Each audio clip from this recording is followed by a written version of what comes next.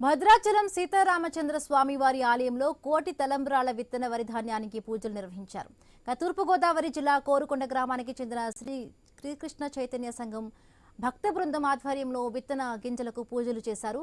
అచ్యుతాపురంలో నాటిన తర్వాత వచ్చిన వరి గింజలను 5,000 మంది భక్తులు గోటితో కొలుస్తారు. గత 15 సంవత్సరాలుగా స్వామివారికి కోటి తలంబ్రాలను సమర్పిస్తున్నామని శ్రీ చైతన్య సంఘం భక్త బృందం నాయకుడు అప్పారావు తెలిపారు.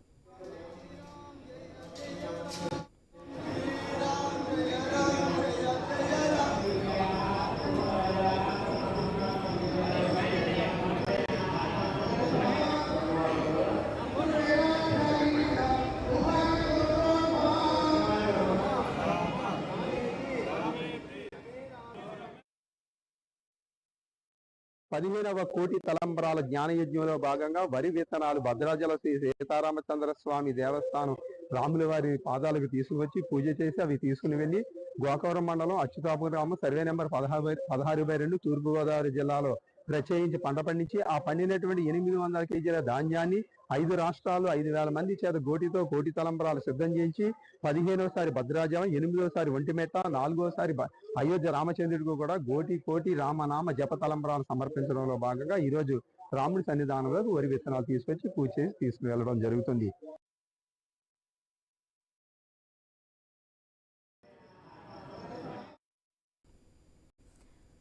కామారెడ్డి జిల్లా బిక్కనూరు చెక్ పోస్ట్